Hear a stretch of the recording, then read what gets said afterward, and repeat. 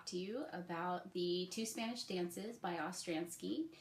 This video is designed to help those of you auditioning for the California All Southern All State auditions. So it will feature 2 excerpts out of the solo. So let's look at the first movement. At the beginning, if you look at your part, it says lento. And what I've noticed is that most of my students take this too fast. So I like to maybe put it around 60 and make sure that you practice with the metronome and keep it at that slower tempo throughout. I've also noticed that a lot of times when students have a dotted quarter note, especially at the beginning of a phrase, if they're not counting really carefully, they don't hold the note long enough. So make sure that you're thinking 1, 2, and a 3, 4. And if you have that counting going on in your head, then you'll hold the first note long enough. Also, make sure that you're paying attention to your second position. So on beat 3, we have an A natural, and a lot of times students will play that note a little too flat. So make sure that your slide isn't too far out. The other note to kind of look out for is that C sharp at the end of the first line.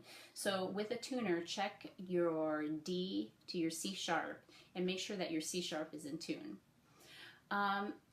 You also want to make sure that you're really blowing through the phrase. So some students will play T, ta, ta, ta, ta. And what would be a lot better is if you actually blow through it and play T, ta, ta, ta, ta. So get your air moving and keep it going. So try not to let the air slow down at the end of the longer notes. The next thing, let's look at our second line, is making sure that that rhythm is correct. 1, 2, and 3, and 4, and. Okay, sometimes that rhythm looks a little bit scarier than it is, but it's not that bad. Also, we have that slur marking from the A to the B flat. So if you play the A long and the B flat short, and you kind of connect it, it will sound more like a slur. T, ta, ta, ta, ti, da, ta, ta. And that way you can kind of fake out a slur. Since we can't do it, we'll get a gliss, right? Okay, so then we have a crescendo here at the end of the second line into a ritardando. So make sure at the end of the second line that you are slowing that down and then back into tempo on the third line. So the same thing as the beginning, make sure you're counting, get that D, make sure you're counting 1, 2, and a 3, 4, making sure that your A natural isn't too low.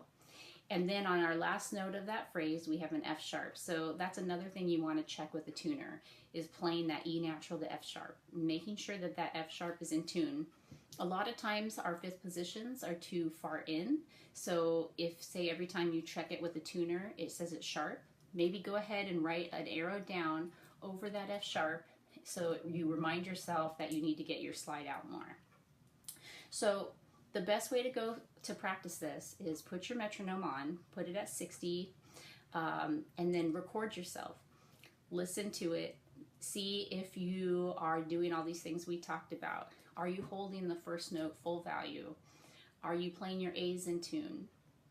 I want you to know where you're going to take your breath. So everywhere that you're going to take a breath, mark it. Because sometimes we take too many breaths and we don't need it. So we just need to make sure that we prepare for it and write in where we're going to breathe. So if you record yourself, use a metronome, and you do that every day, you're just going to get better and better, and you can perfect any little thing that you don't like. So let's go ahead and look at the next movement. So the next movement is in 6/8. So some students have trouble remembering how to play this rhythm in the beginning. So you want to keep thinking in your head before you start. 1, 2, 3, 4, 5, 6. 1, 2, 3, 4, 5, 6. So that you play 1, 2, 3, 4, 5, 6, ta ta. And that will help you start out right in time. So I think the biggest thing is making sure that you're getting that rhythm really good at the beginning. The next thing is, let's see here. In measure 11, we have that ti da ta ti da ta. So I like to use alternate positions there. I like to play my B flat in fifth. If you've never played a B flat in fifth, you need to have it in a little bit more than our usual fifth position. So check it with your metro or your tuner, okay? So if in that measure you play 5, 4, 3, 5, 3, 1, you can get a natural slur. So play your B flat in fifth and slur to a G. You won't need to tongue it and you won't get a gliss. So you play ti-ya-ta, ti-ya-ta. Then the next thing I would say is to make sure you're checking your pitch on your third positions. So you may not know this yet, but every single note is a slightly different position. So whenever we have a C, our C in third, usually it needs to be in a little bit from where we maybe play our E flat. So when you look at measure 20, put your tuner on and practice playing G to C, G to C. And if your C is flat, put an arrow up on that C so you remember to come in a little bit. And then when we get to the measure before the first ending, we have that upper E flat. And that is almost always too sharp. So you might need to put an arrow down on that E flat and make sure that you're getting out a little bit more than usual.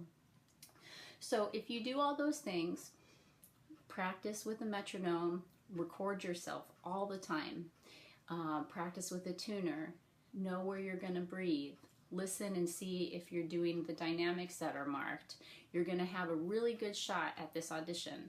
So I hope this video helped you, and good luck.